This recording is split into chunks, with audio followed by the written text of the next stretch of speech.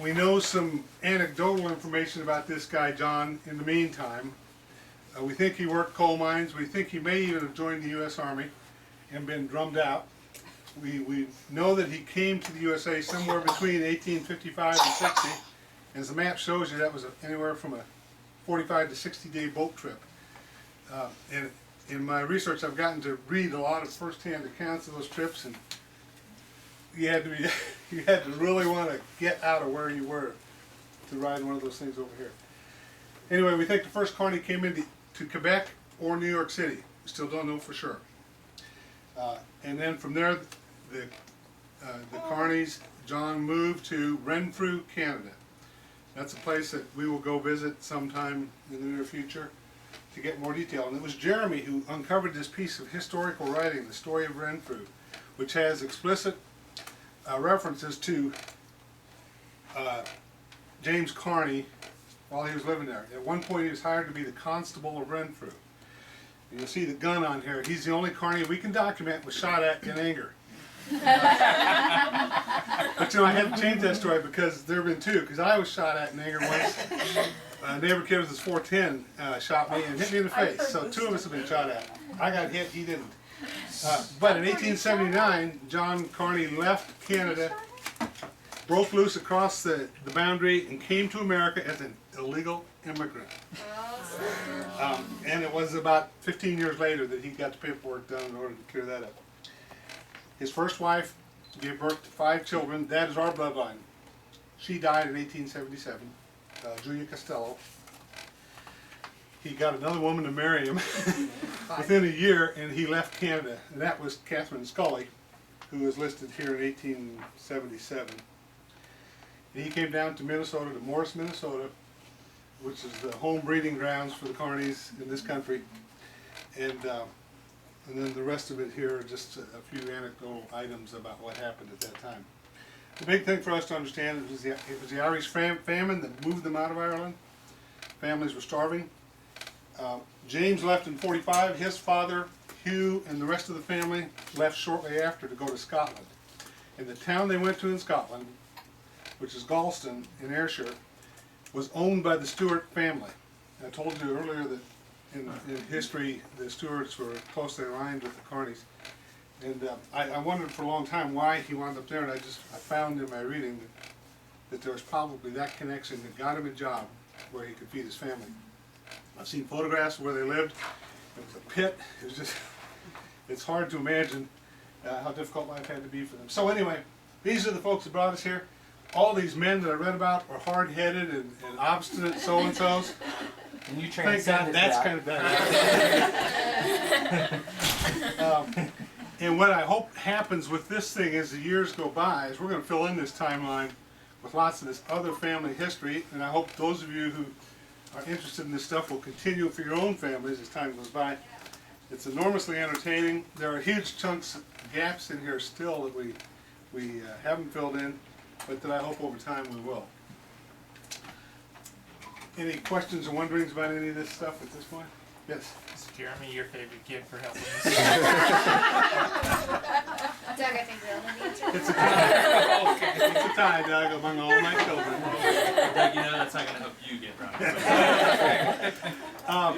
I've got, let's see, Tony's family and Dick's, I think. No, Dick's is floating around. Yeah. Polk's family. We have one. Hey, why are you scratching Jim Or out? what? Oh, I just, what I'd like to do is, Funny Brian. if you'll fill in as best you can, birth dates, wedding dates, where kids were born. Locations of both.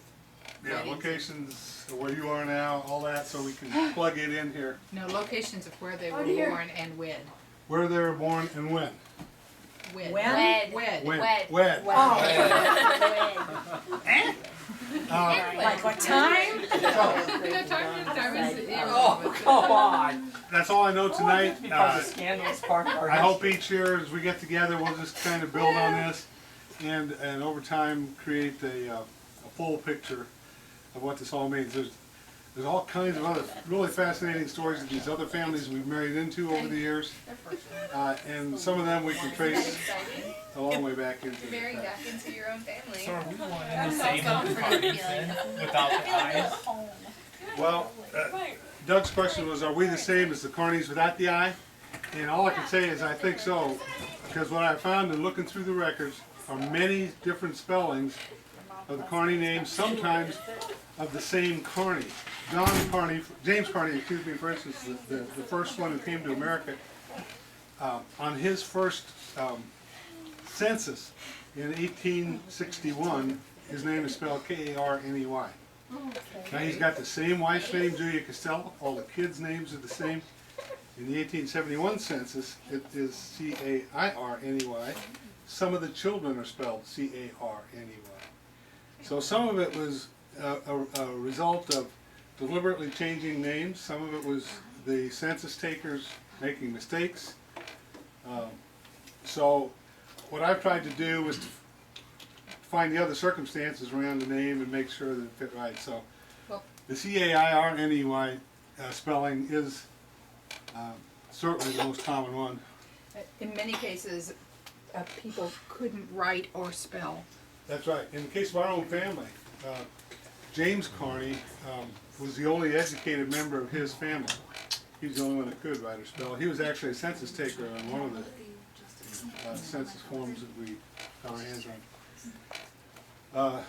The ones on the Blasket Island are spelled C-E-A-R. Yeah, it's Cairney. The ones in Ireland were Middle English spelling, C-E-A-R-N-A-I-G-H. Pronounced in the Middle English as Cairney. So, So how did it check that then to know that that's the same?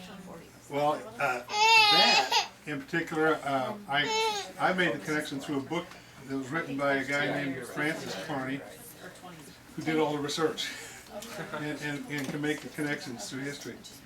Because if you want the full load, we are all descendants of one of the sons of the first, Brian Boru, the first king of Ireland, his son Niall of the Nine Hostages. Nice name. Warrior chieftain in the north of Ireland. And our family name, along with one other, the O'Balins, which has come to us as the name of Boland, is a member of that family too. So you can trace through the clans of Ireland and make those connections. Now, there's no written proof, no records, but lots of myth. One other story I'll tell you, if any of you remember the movie Roots, that whole story grew out of Alex Haley's having heard the name Kunta Kinte among his family members. In the case of our family here, Julia Costello, the first wife of James Carney, was unknown to anyone in our family. All we knew was the name Judith. Aunt Nancy, the only living member of the family,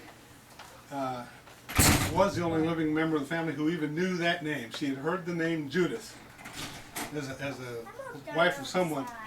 In my research I found her, and she is Julia, actually, Julie, more commonly referred to, Costello, Irish girl, first wife of John. But anyway, part of the fun is you hear these little tidbits, and then if you can actually find the documentation about it, it's pretty cool. And these people were all quite amazing, and they put up with this kind of stuff on a daily basis, the heat and the misery and the no air conditioning and no 7-Up or anything. So. That's really all I have to say tonight. I'm happy to visit with any of you, or if you have further questions, I'll be glad to answer what I can. If you can get that data you have filled in, it would be great. And if you can't get it tonight, you can mail it to me or email it or whatever.